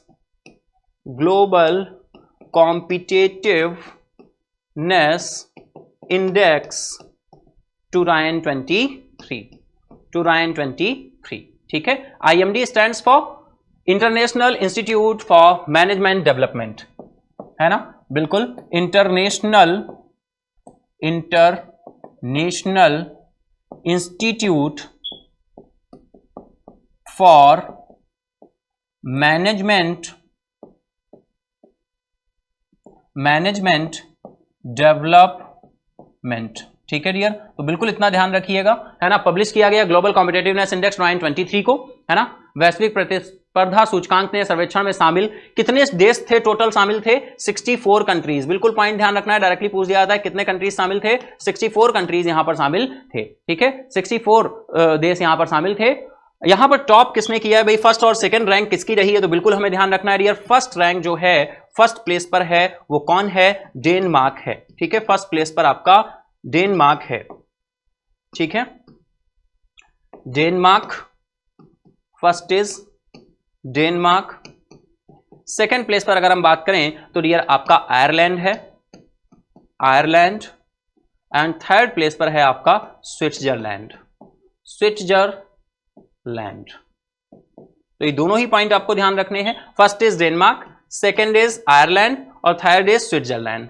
ठीक है, तो ये आपको ध्यान रखना है। मोस्ट कॉम्पिटेटिवनेस इंडेक्स में कितने देशों को शामिल किया गया है? 64 देशों को शामिल किया गया था। इंडिया की रैंक कौन सी है? 40th है। लास्ट ईयर कौन सी थी? 37th रैंक थी। ठीक है डियर, चलिए नेक्स्ट इज अगर हम बात करें तो सारे पॉइंट इसी तरह से ऐड करते चलेंगे डियर। यहां पर देख लेते हैं क्या पॉइंट बोल रहे हैं। भारत 3 रैंकों की मामूली गिरावट के बावजूद 2023 वैश्विक प्रतिस्पर्धा सूचकांक में 40वें स्थान पर रहा, जो 2019 और 2021 के बीच में इसके लगातार 43वें स्थान की तुलना में 43वें स्थान की तुलना में सुधार का संकेत देता है। अब यार देखिए, जब मैंने न्यूज क्रिएट की है फाइनली मैंने इसको देखा तो मेरे दिमाग में कहीं ना कहीं ये चल रहा था और यार फिर क्या, तभी मैं ये बाय डिफॉल्ट कर रहा था। तो इसी वजह से होता है, रिवीजन बहुत इंपॉर्टेंट होता है, किसी भी चीज का रिवीजन बहुत इंपॉर्टेंट होता है। तो बिल्कुल ये एज अ केवल डिस्कशन के लिए ये स्लाइड ली गई है। यहां पर कोई भी ऐसा पॉइंट नहीं है जो फाइनली आपको यहां पर याद रखना है। इंडिया की रैंक हमें याद ही हो गई है, 40वें स्थान पर है। लास्ट ईयर कौन सी रैंक थी? 37th रैंक थी, है ना।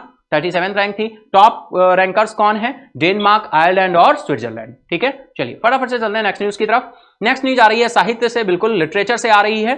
साहित्य अकेडमी ने अनाउंस किया है, साहित्य अकादमी ने 2 नए पुरस्कार अनाउंस किए हैं यार, बाल साहित्य पुरस्कार और युवा पुरस्कारों के विजेताओं की घोषणा की है। बाल साहित्य पुरस्कार और युवा पुरस्कार, ठीक है, बहुत ही सिंपल सा। चलिए देखते हैं कैसे पॉइंट कनेक्ट करेंगे, चलते हैं न्यूज की तरफ, है ना। साहित्य अकेडमी, तो पहले तो हमने यहां पर लिख दिया साहित्य अकेडमी, साहित्य अकेडमी, ठीक है। साहित्य अकेडमी ने अनाउंस किया है, अनाउंस किए हैं कौन कौन से अवार्ड, भाई उन दोनों का नाम हमें लिखना होगा, है ना। बाल साहित्य पुरस्कार, बाल साहित्य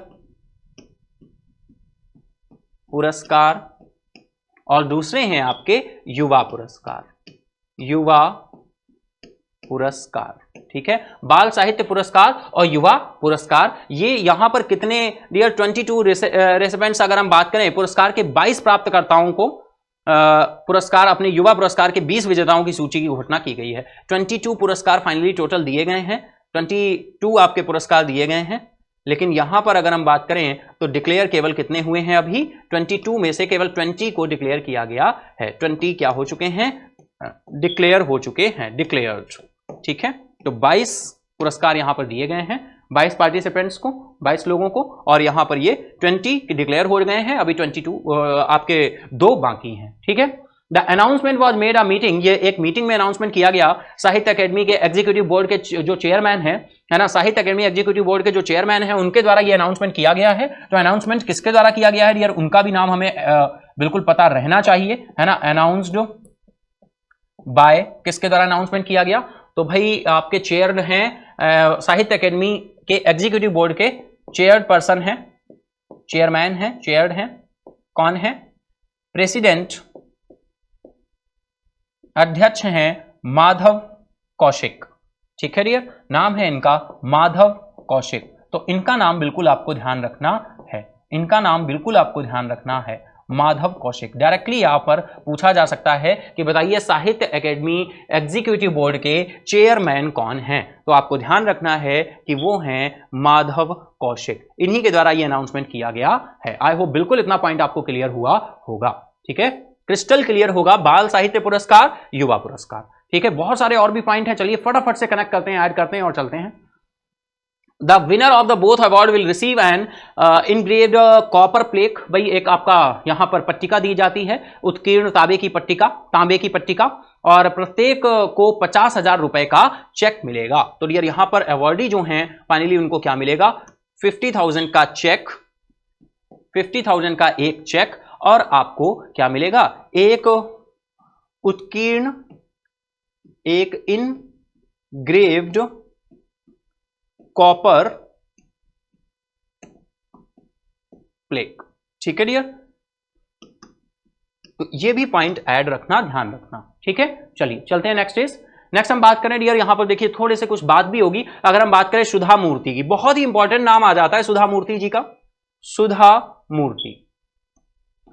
ये क्यों यहां पर नाम आ रहा है भाई, इनको अवार्ड मिला हुआ है ना, इनको यही अवार्ड मिला हुआ है, कौन सा, रिनाउंड चिल्ड्रंस ऑथर हैं, ये बच्चों के लिए ऑथर हैं, ये बच्चों की प्रसिद्ध लेखिका हैं, children's author, children's author, children's author हैं, has been selected for the Bal Sahitya पुरस्कार। इनको कौन सा, बाल साहित्य पुरस्कार, बाल साहित्य पुरस्कार इनको मिलेगा for her collection of the stories titled, story title इनका कौन सा है जिसके लिए इनको ये पुरस्कार मिल रहा है dear, grand parents bag of stories, grand parents, grand parents bag of stories के लिए इनको ये प्राइज मिल रहा है, बाल साहित्य पुरस्कार मिल रहा क्या है, मिला है, ठीक है, grand parents bag of stories, directly important रहेगा, आपको ध्यान रखना है। सुधा मूर्ति जी का नाम ध्यान रखना है, साहित्य पुरस्कार इनको बाल साहित्य पुरस्कार मिला है, चिल्ड्रंस ऑथर हैं, बहुत ही जानी मानी लेखिका हैं सुधा मूर्ति। नेक्स्ट इज नाम आ रहा है सूर्यनाथ सिंह जी का, सूर्यनाथ सिंह। इनकी बात करें तो dear has been chosen for the Hindi language category के लिए, हिंदी लैंग्वेज कैटेगरी के लिए इनको लघु कथा संग्रह है, इनका लघु कथा संग्रह है, शॉर्ट स्टोरीज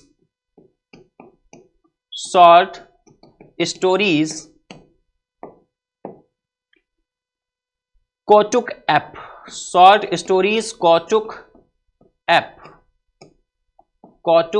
ऐप के लिए सूर्यनाथ सिंह को उनके लघु कथा संग्रह कौटुक ऐप के लिए बाल साहित्य पुरस्कार मिला है। इनको भी डियर कौन सा बाल साहित्य पुरस्कार मिला है, बाल साहित्य पुरस्कार। तो इनका भी नाम ध्यान रखना है और इनकी जो रचना है कौटुक ऐप, इसको भी ध्यान रखना है, डायरेक्टली एग्जाम का पार्ट बन सकता है।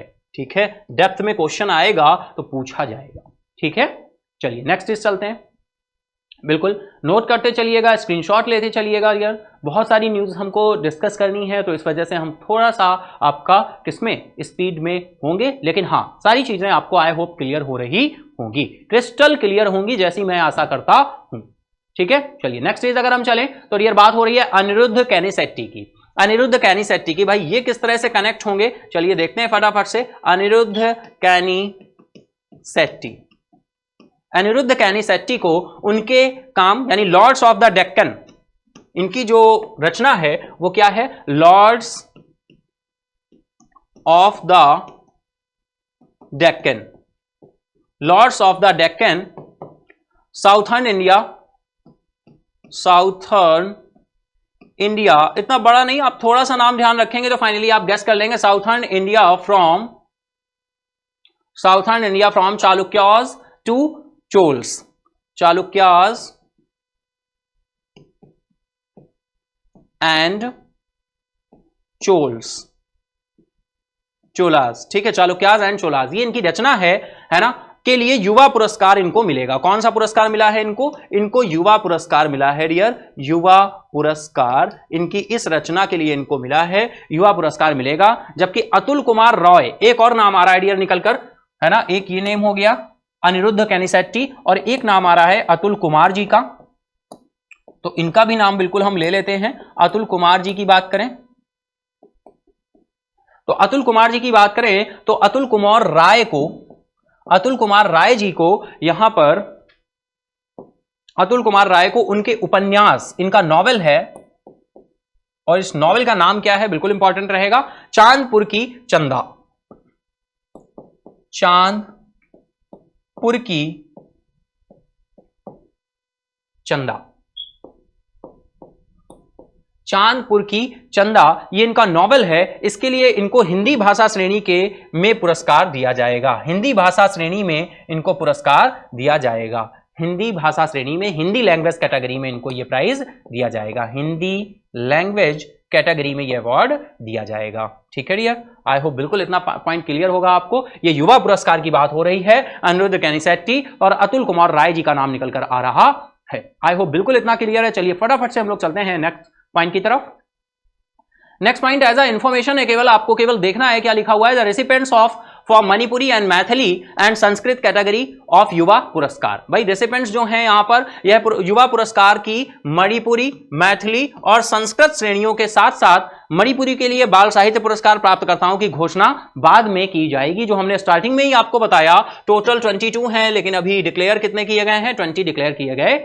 ठीक है, चलिए नेक्स्ट इस बात करें, उड़िया के लिए किसी युवा पुरस्कार की विजेता की घोषणा नहीं की गई, तो भैया उड़िया में किसी विजेता की घोषणा नहीं की गई है। उड़िया में बिल्कुल इंपॉर्टेंट पॉइंट होगा, बताइए किसमें घोषणा नहीं की गई, तो उड़िया में नहीं की गई है। ठीक है, नहीं की गई। और कश्मीरी के लिए भी किसी बाल साहित्य पुरस्कार विजेता की घोषणा नहीं की गई, तो उड़िया और कश्मीरी में इसकी घोषणा नहीं की गई है, तो ये भी आपको पॉइंट ध्यान रखना है। अच्छा, ये 22 ही क्यों है, क्या आपको पता है डियर? चलिए बहुत ही अच्छा पॉइंट कनेक्ट करते हैं, आपको सुनकर आप समझ जाएंगे कि बिल्कुल किस लेवल की बात हो रही है यहां पर। भाई 22 की हमने बात की है, साहित्य अकेडमी अवार्ड कितनी लैंग्वेज में दिए जाते हैं बताओ? 24। कितनी लैंग्वेज में जाते हैं? 24 भाषाओं में दिए जाते हैं। अब आप बोलेंगे सर हमारे संविधान के अनुच्छेद कौन से, 8th शेड्यूल में तो हमारी लैंग्वेज कितनी है? 22 ही है।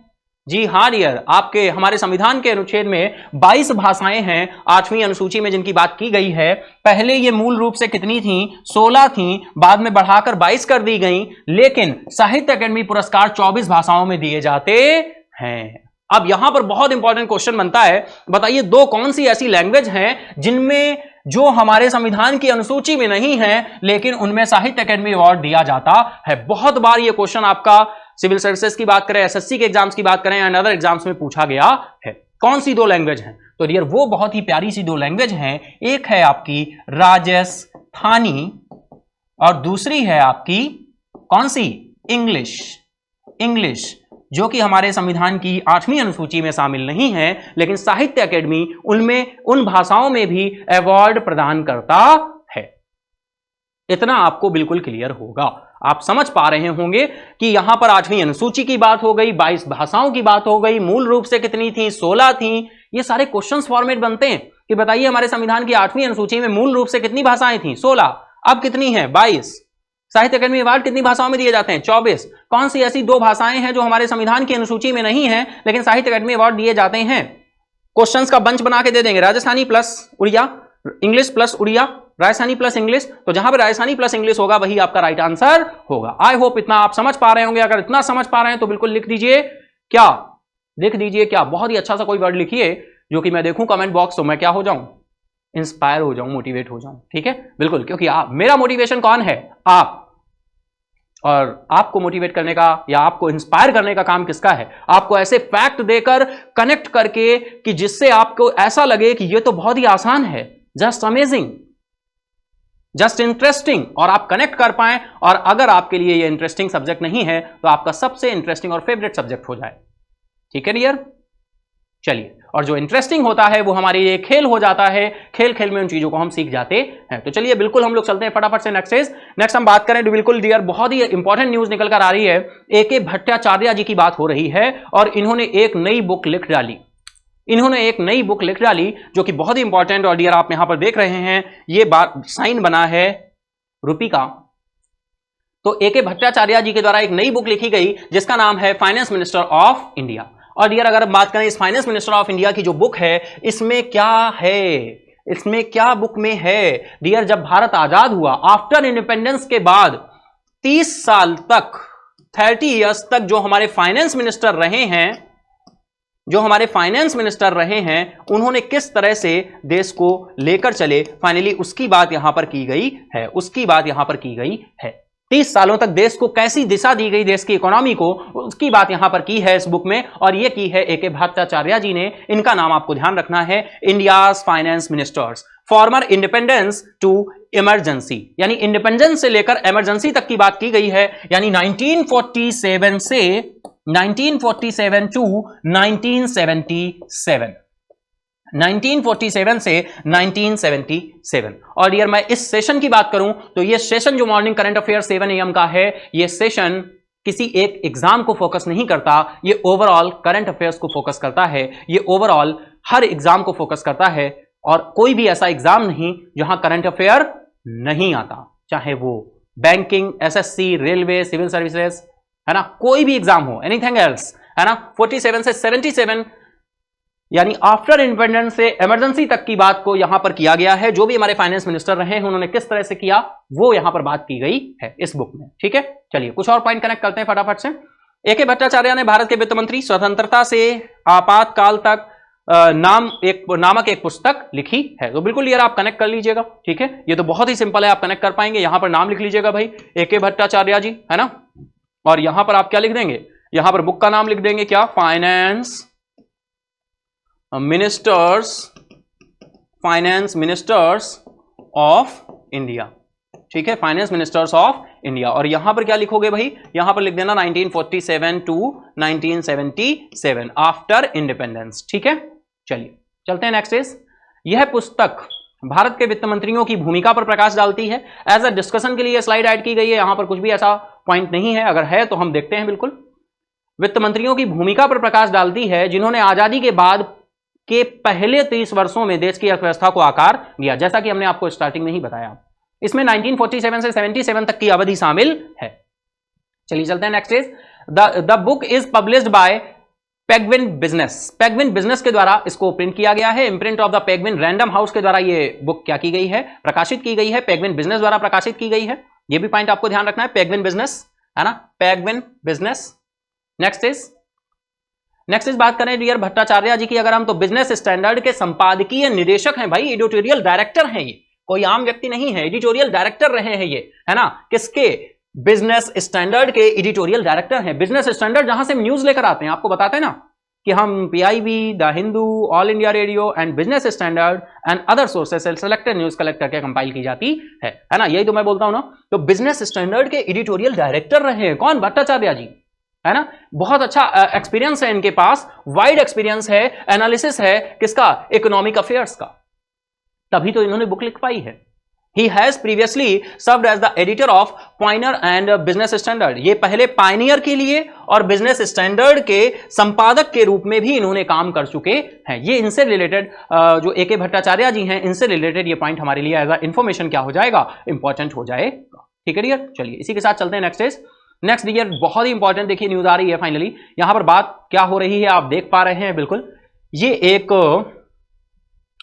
केलंगनार में पेन स्मारक बनाने की बात की गई है, मॉन्यूमेंट बनाने की बात की गई है, पेन स्मारक बनाने की बात की गई है। इस न्यूज का मैं ग्लिच आपको बताऊं फाइनली कि क्या पॉइंट है इसका। पेन स्मारक बनाने की बात की है, कैलेंगर पेन मॉन्यूमेंट बनाने की बात की है, बे ऑफ बंगाल से अप्रॉक्स 130 किलोमीटर की दूरी पर, है ना, बंगाल की खाड़ी में कैलेंगनार पेन स्मारक बनाने की बात की गई है। और ये हमारे, अगर हम बात करें तमिलनाडु की, और वहां पर बात करें हम किसकी, एम करुणानिधि की, तो एम करुणानिधि जी को यह स्मारक क्या देता है, श्रद्धांजलि देता है।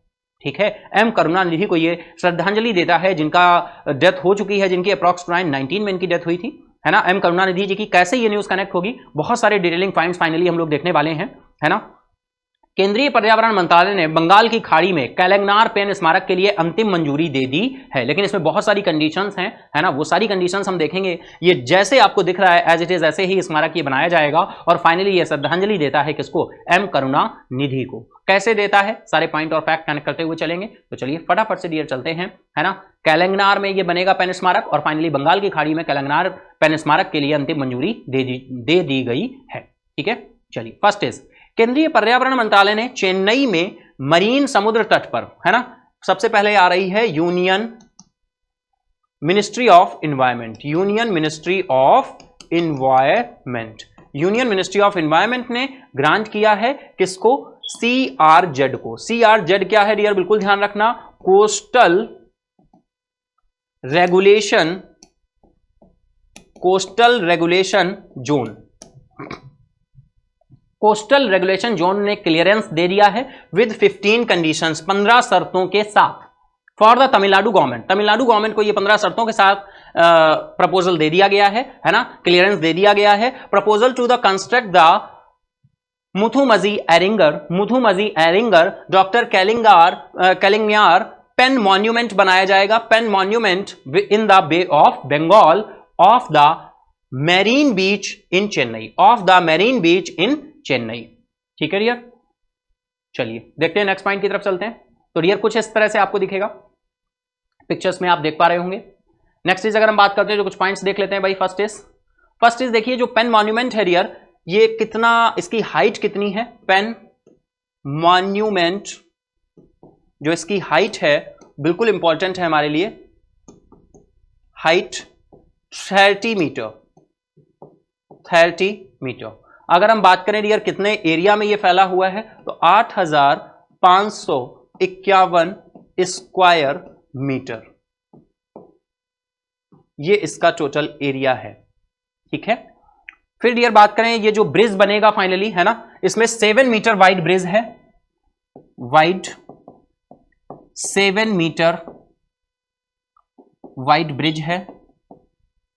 वुड बी, अगर हम बात करें कितने मीटर लंबा है, लॉन्ग कितना है, तो लॉन्ग है 290 metre, long over the land में कितना है, 290 मीटर है लैंड पर। और ये सी में कितना रहेगा, लॉन्ग ओवर द सी में रहेगा 360 मीटर। यानी जो मॉन्यूमेंट है ये बिल्कुल सी और लैंड को कनेक्ट करते हुए बनाया जाएगा, जैसा अभी हमने आपको पिक्चर में दिखाया था। ठीक है डियर, लॉन्ग है 290 मीटर है ये लैंड पर और 360 मीटर है सी में। वाइड कितना है? 7 मीटर चौड़ा है। पेन मॉन्यूमेंट की हाइट कितनी है? 30 मीटर है। एरिया टोटल कितना है? 8500 स्क्वायर मीटर है। ये सारे पॉइंट आपको ध्यान रखने होंगे। ठीक है, चलिए next is this would include a pen pedestal. भाई पेन पेडेस्टल के साथ रहेगा और a lattice bridge above the beach and a land and pedestrian pathway above the sea। जो अभी हमने आपको पिक्चर में दिखाया, ठीक उस वही बात यहां पर लिखी गई है जिससे आप इसको समझ सके। ठीक है, इसमें एक पेन पेडेस्टल रहेगा, समुद्र तट के ऊपर एक जालीदार पुल रहेगा और समुद्र के ऊपर एक भूमि और पैदल यात्री मार्ग भी शामिल होगा। चलिए नेक्स्ट यहां पर एज अ इंफॉर्मेशन ये पॉइंट दिया गया है।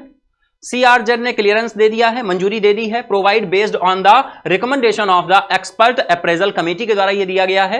And Tamil Nadu coastal zone management authority, coastal management zone authority के द्वारा दिया गया इसे ये approval. It has also noted that the ministry में रिवोक द सस्पेंड। अगर यहां पर ये गाइडलाइंस पूरी नहीं की गई, यह भी नोट किया गया है कि यदि शर्तों को कार्यान्वयन संतोषजनक नहीं पाया गया तो मंत्रालय मंजूरी को रद्द या निलंबित भी कर सकता है। ठीक है डियर, यह भी बात बोली गई है किसके द्वारा? यूनियन मिनिस्ट्री ऑफ एनवायरमेंट के द्वारा। ठीक है, नेक्स्ट इज पर्यावरण विवरण। हर साल तमिलनाडु प्रदूषण नियंत्रण बोर्ड को जमा करना होगा। तमिलनाडु पॉल्यूशन कंट्रोल बोर्ड को अपना जो एवरी ईयर का स्टेटमेंट है एनवायरमेंट का वो फाइनली सबमिट करना होगा। And the compliance condition need to be uploaded on PWD website पर इनको अपलोड करना होगा। ठीक है, एज अ इंफॉर्मेशन है। Next is the pen memorial page tribute to M Karunanidhi. बिल्कुल जैसा हमने बताया, एम करुणानिधि को ये श्रद्धांजलि देता है। क्यों देता है भाई? एम करुणानिधि की बात करें तो ये राइटर, लीडर है ना, speaker. The idea of a monument on water drives from the metaphorical catamaran to which Karunanidhi compared himself. पानी पर एक स्मारक का विचार रूपक कैटामरैन से आया है जिसे करुणानिधि ने अपनी तुलना की थी। ठीक है डियर, चलिए एम करुणानिधि के बारे में कुछ पॉइंट फैक्ट देख लेते हैं अगर ये बिल्कुल न्यूज में रहे तो। एम करुणानिधि, अगर हम बात करें, इनका नाम पूरा नाम मुथवेल करुणानिधि, एक भारतीय लेखक और राजनीतिज्ञ थे जिन्होंने 1969 से 2011 के बीच में 5 कार्यकालों में लगभग 2 दशकों तक तमिलनाडु के मुख्यमंत्री के रूप में कार्य किया है।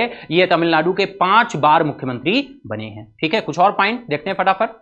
वह तमिलनाडु और द्रविड़ राजनीति में सबसे प्रभावशाली शख्सियतों में से एक थे जिन्होंने 1969 से 2018 तक डीएमके के अध्यक्ष और 1969 से 2011 के बीच 5 बार तमिलनाडु के मुख्यमंत्री रहने के अलावा एक वक्ता के रूप में तमिल साहित्य में महत्वपूर्ण योगदान दिया। कवि, नॉन फिक्शन और फिक्शन नाटकों और फिल्मों में लेखक के रूप में भी इन्होंने काम किया है, जैसा अभी हमने आपको बताया। और एक लेखक के लिए पेन का क्या महत्व होता है, तो उसके लिए पेन मॉन्यूमेंट बताइए, उसको श्रद्धांजलि नहीं देगा तो क्या देगा? ठीक है, चलिए नेक्स्ट इज कुछ और पॉइंट।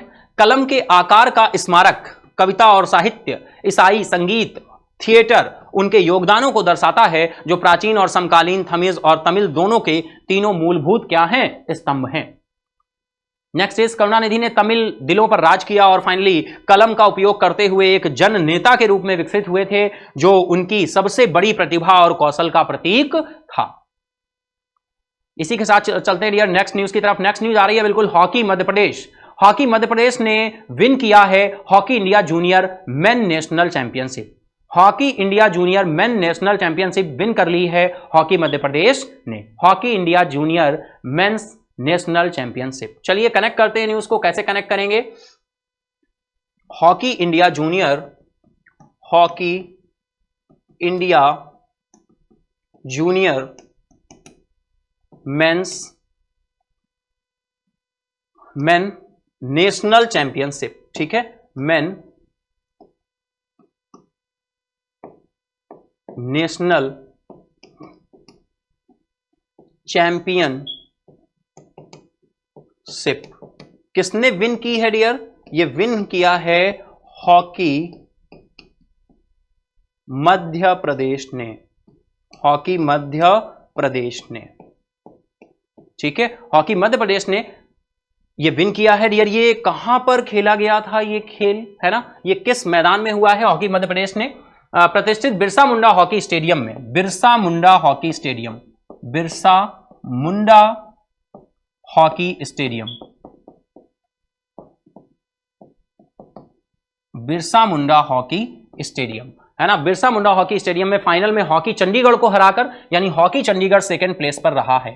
इससे बात साफ हो गई कि हॉकी चंडीगढ़ सेकंड प्लेस पर रहा है। हॉकी चंडीगढ़ को हराकर 13वीं हॉकी इंडिया जूनियर पुरुष राष्ट्रीय चैंपियनशिप 2023 जीत ली है।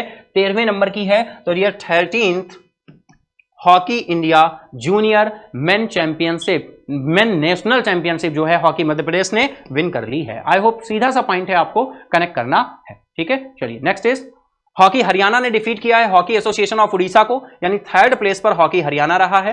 हॉकी हरियाणा किस प्लेस पर रहा है? थर्ड प्लेस पर रहा है, ठीक है। तो फोर्थ प्लेस पर कौन रहा है? हॉकी उड़ीसा। हॉकी उड़ीसा आपका किस प्लेस पर हो जाएगा? फोर्थ प्लेस पर हो जाएगा, ठीक है। नेक्स्ट इज अगर हम बात करें तो लास्ट इज हमारा आ रहा है, न्यूज आ रही है, बिल्कुल हम बात करें तो WTT की बात हो रही है, वर्ल्ड टेबल टेनिस बात हो रही है, टेबल टेनिस की। टेबल टेनिस की दुनिया में सुतीर्थी मुखर्जी और आहिका मुखर्जी, ठीक है, सुतीर्था मुखर्जी और आहिका मुखर्जी, ठीक है। तो इन दोनों ही नाम हमारे लिए इंपॉर्टेंट होंगे, बिल्कुल, है ना।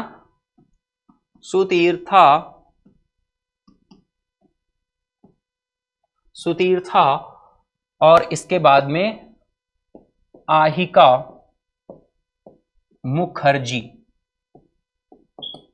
ठीक है, मुखर्जी, ये दोनों ही आपका फाइनली वॉन किया है इन्होंने world table tennis. World table tennis में, है ना, वर्ल्ड टेबल टेनिस में contender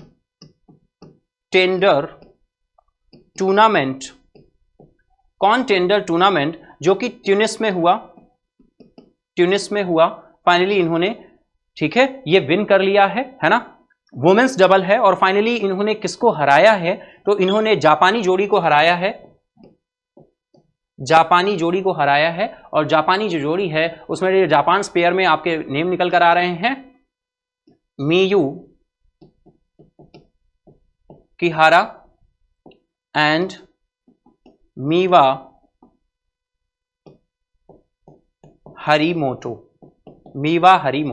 मियू Kihara and Miwa Harimoto को, जो कि जापानी जोड़ी है, फाइनली उसको इन्होंने क्या किया है? डिफीट किया है, ठीक है डियर। चलिए फटाफट से चलते हैं। Next is the pair also became the first Indian to win a contender title this year. ये इस साल का कॉन्टेंडर जो टाइटल है दिस ईयर का, ये फर्स्ट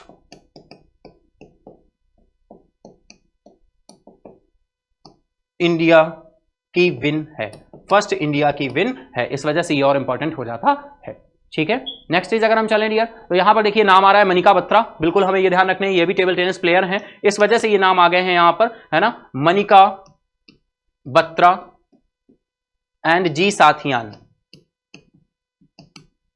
मनिका बत्रा और जी साथियान, ये दोनों क्या हो गए हैं फाइनली? ये भारतीय मिश्रित युगल जोड़ी, मिक्स डबल था, ये मिक्स डबल्स। और अगर हम इसके साथ ही बात करें मानव विकास ठक्कर, मानव विकास ठक्कर और मानुस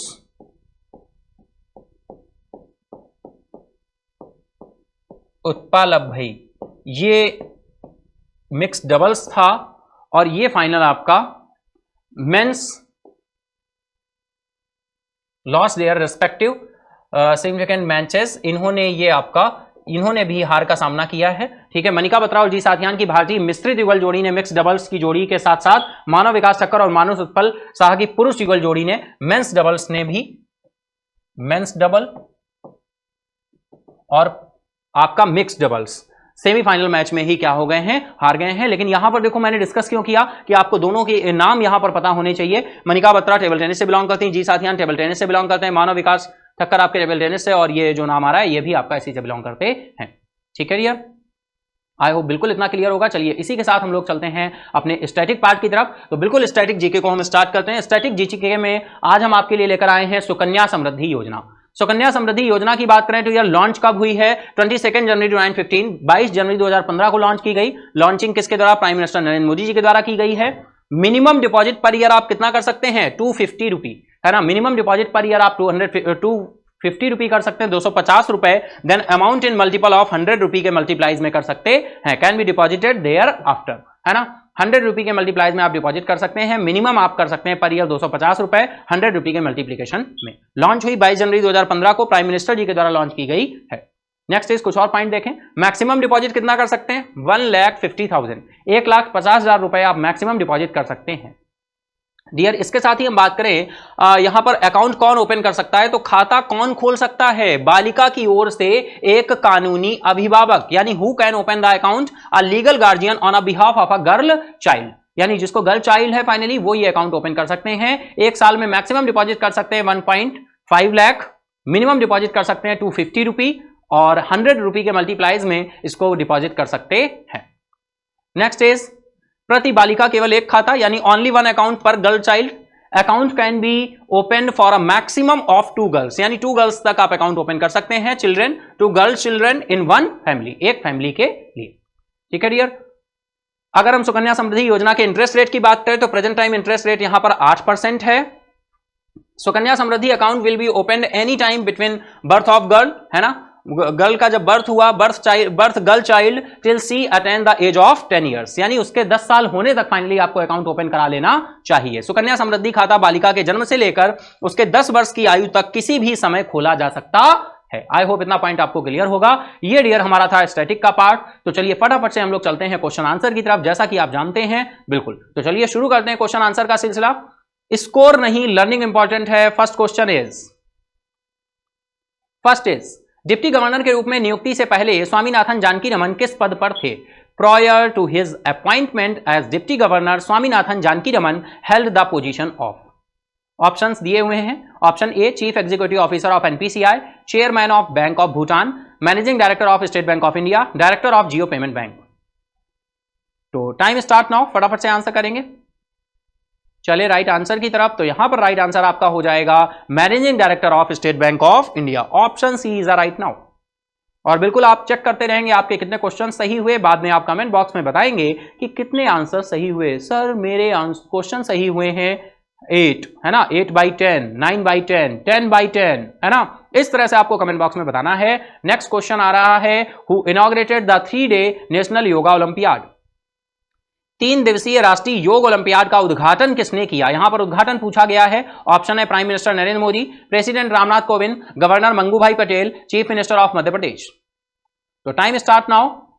बात करें राइट आंसर की तो यहां पर राइट आंसर निकल कर आएगा बिल्कुल क्या?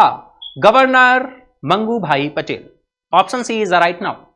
Next question is who presented India's gift to Vietnam? Vietnam को भारत का उपहार किसने प्रदान किया है? तो किसके द्वारा यह उपहार दिया गया है? डिफेंस मिनिस्टर राजनाथ सिंह जी के द्वारा, प्राइम मिनिस्टर नरेंद्र मोदी जी के द्वारा, या एडमिरल आर हरि कुमार जी के द्वारा, या फिर नॉन ऑफ द अबव, इनमें से कोई नहीं। तो डियर हम बात करें, बिल्कुल चलते हैं। आपके लिए टाइम स्टार्ट हो चुका है, आप आंसर कर सकते हैं। हम चलते हैं इसके आंसर की तरफ। तो राइट आंसर की तरफ चलें तो राइट आंसर हो जाएगा defence minister Rajnath Singh. Option A is right now. Next question, who is the chairman and chief executive officer of GE and CEO of GE Aerospace? GE के अध्यक्ष और मुख्य कार्यकारी अधिकारी और GE स्पेस एरोस्पेस के CEO कौन हैं? तो डियर बिल्कुल अभी एक हमारे साथ एग्रीमेंट हुआ है फाइनली, हिंदुस्तान एरोनॉटिक्स लिमिटेड ने जो साइन अप किया है, डिटेल में डिस्कस किया था। इसी वजह से ये क्वेश्चन हमारे लिए यहां पर आया है कि इसके चेयरमैन और एग्जीक्यूटिव ऑफिसर पूछे गए हैं, CEO पूछे गए हैं। एच लॉरेंस कल्प, जेफ बेजोस, टिम कुक, या फिर सुंदर पिचाई। तो टाइम स्टार्ट नाउ, फटाफट से आंसर करेंगे। बात करें हम आंसर की तो चलते हैं आंसर की तरफ। तो यहां पर राइट आंसर हो जाएगा एच लॉरेंस कल्प। Option A is right now. Next question is how much money will American chip maker micron invest in building a chip assembly and testing facility in Gujarat? अमेरिकी chip निर्माता micron Gujarat में chip assembly और परीक्षण सुविधा के निर्माण में कितना पैसा निवेश करेगी? ऑप्शन है 2.55 billion dollar, 8 to 5 million dollar, बिल्कुल डियर ध्यान रखना है, कंफ्यूजन नहीं क्रिएट करना है। 8 to 5 मिलियन डॉलर या फिर 2.75 मिलियन डॉलर। यहां पर दो अमाउंट है, जब आपको न्यूज डिस्कस की थी बताया था, बिलियन में भी और मिलियन में भी।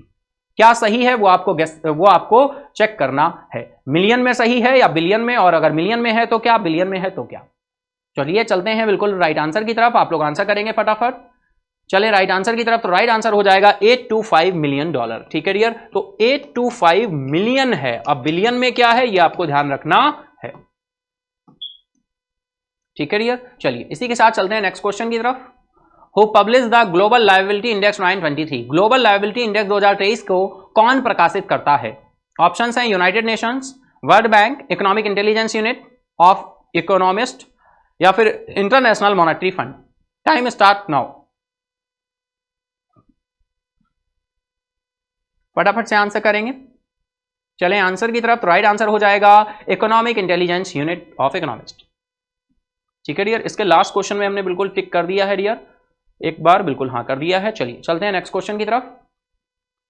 तो नेक्स्ट क्वेश्चन आएगा dear, which city top the ranking of the most liable cities in the world according to the global liability index 2023। Global liability index 2023 के अनुसार दुनिया में सबसे अधिक रहने योग्य शहरों की रैंकिंग में कौन सा शहर शीर्ष पर रहा है। भाई टॉप पर कौन रहा है, वियना, कोपेनहेगन, मेलबर्न या फिर सिडनी। तो टाइम स्टार्ट नाउ। तो राइट आंसर निकल कर आएगा यहां पर आपका वियना, है ना। Right answer is option A is the right now, Vienna आपका राइट आंसर हो जाएगा। Next is which city was ranked 5th of the liability index. भाई 5वीं रैंक पर कौन है, 5वें स्थान पर कौन है, Vancouver, Melbourne, Sydney, Copenhagen. Time start now. बिल्कुल फटाफट से आंसर करते चलेंगे, बिल्कुल एमसीक्यू से हमारा रिवीजन होता है डियर, है ना। चलिए चलते हैं आंसर की तरफ। तो राइट आंसर है यहां पर वैंकूवर। ठीक है, next is how many factors are considered in the assessment of liability in the global liability index 2023। Global liability index 2023 में लायबिलिटी के आकलन में कितने कारकों पर विचार किया जाता है। 20 फैक्टर्स, 25 फैक्टर्स, 30 फैक्टर्स या फिर 35 फैक्टर्स।